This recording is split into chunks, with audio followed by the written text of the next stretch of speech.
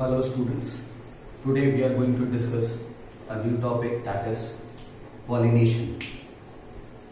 See dear students, if we talk about pollination, so it is the transfer of pollen grains from anther to stigma. The transfer of pollen grain or the male reproductive part from one flower to the another flower or sometimes in the same flower, okay, that is known as pollination. So if we talk about this pollination, we can simply write transfer of pollen grains from anther to stigma is called pollination. Now, if you are going to classify pollination, the pollination can be grouped into two categories. First one, self-pollination, and the second one is cross-pollination. This cross-pollination is also known as xenogamy. And this self-pollination can be further grouped into two categories. One is autogamy and the another one is chaetonogamy. Now we have three new terms. First one, second one, and this one is the third one. These are the three new terms which you might have not heard earlier.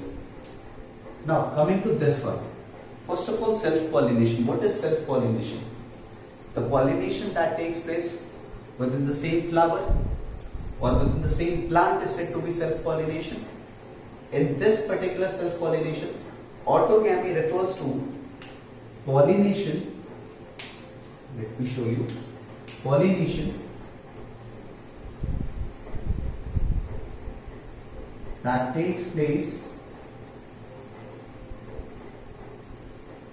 within the same flower.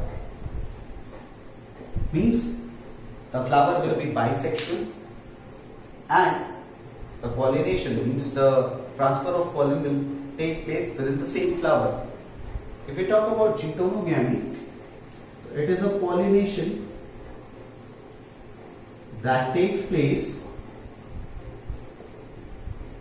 within different flower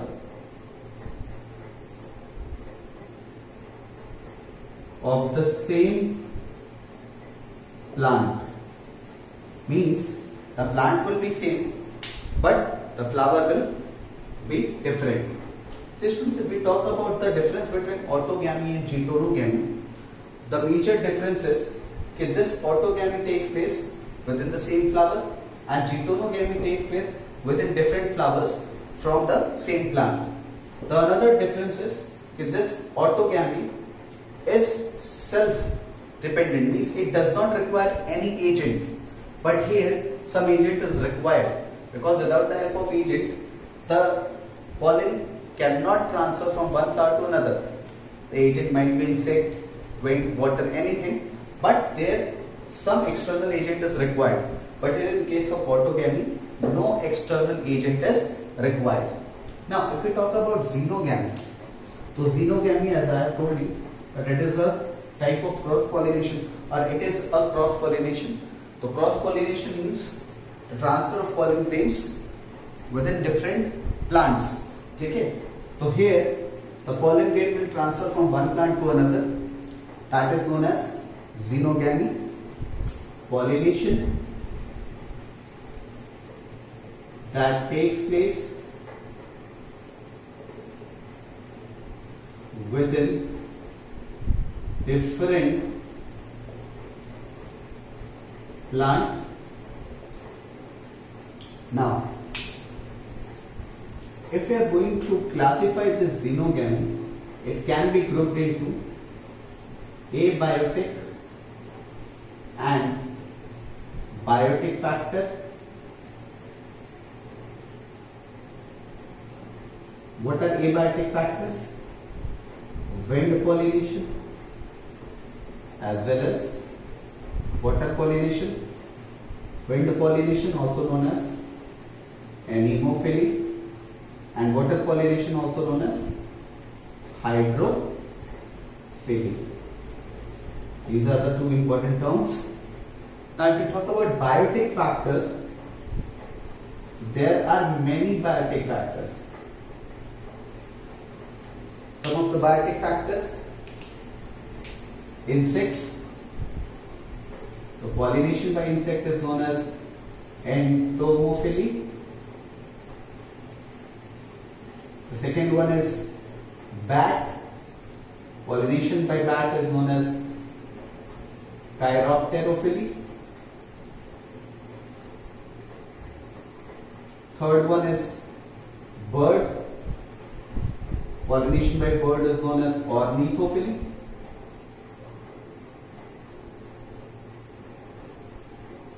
Then snails are also there, and pollination by snail is known as malacophily.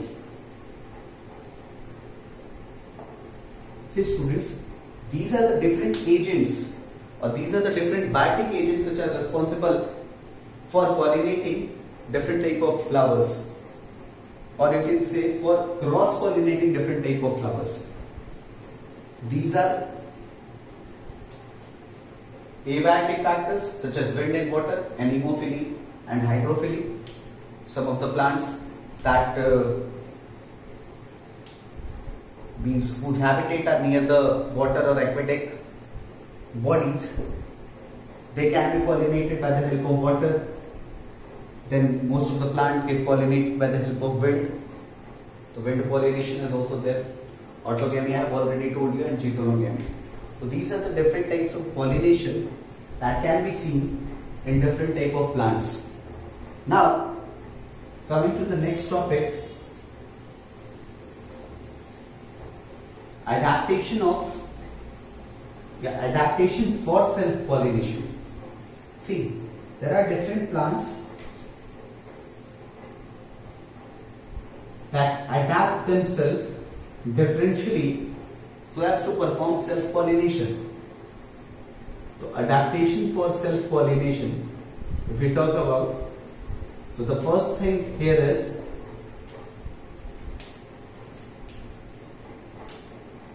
bisexuality. Means the plant will produce bisexual flower. If the plant will produce bisexual flower, chances of self-pollination will automatically increase. The second thing is homogamy. If we talk about homogamy, it means maturation of both the sex organ at the same time, means male and female sex organ mature at the same time. There is one more thing which is known as cleistogamy or cleistogamous also. If we talk about cleistogamy, so cleistogamy means the flower that do not open at all.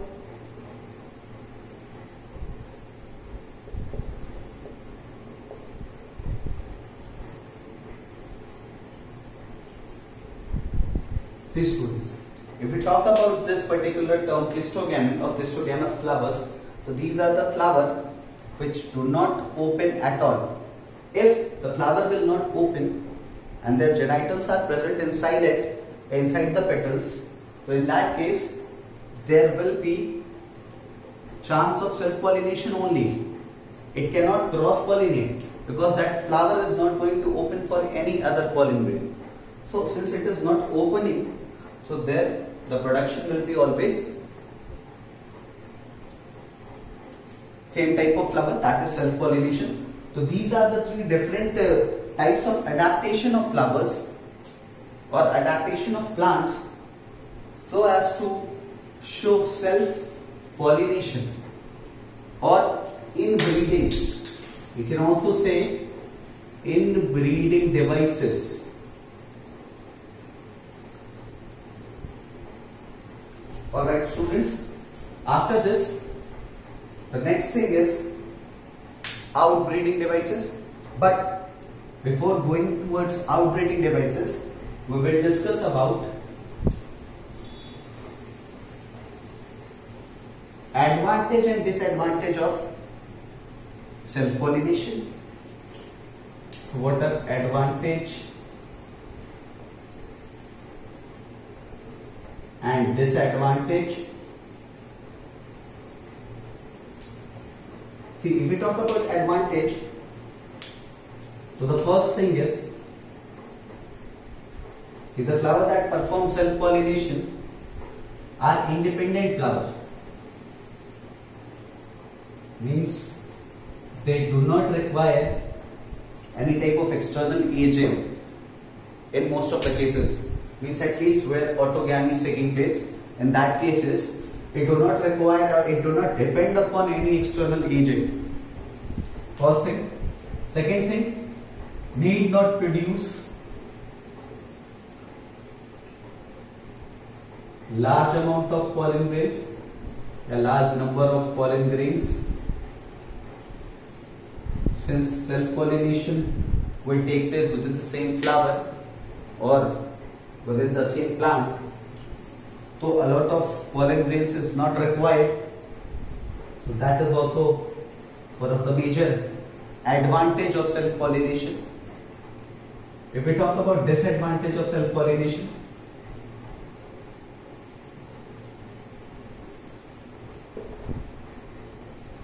so weaker progeny after several generations. It means after few generations, 4 to 5 generations, the progeny that will be produced will be weaker, so the chance of survival of that particular species becomes very less. That is one of the major disadvantage in self-pollination. Now students, moving to the next topic, that is outbreeding devices. See, outbreeding devices, if we talk about, we can also write it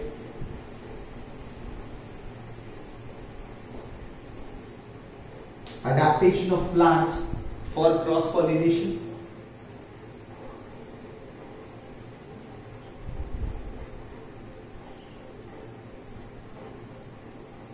Cross-pollination. So students, here are different terms related to this. See, the first thing that will be the major point for cross-pollination is unisexuality. The plant will produce unisexual flower. So if unisexual or monosexual flower will be produced, the chance of self-pollination will automatically reduce to unisexuality. The second thing is dichogamy. So if we talk about dichogamy, it means maturation of sex organ at different times. Different times means, see, it is further subdivided into two parts, protoandry and protogyny.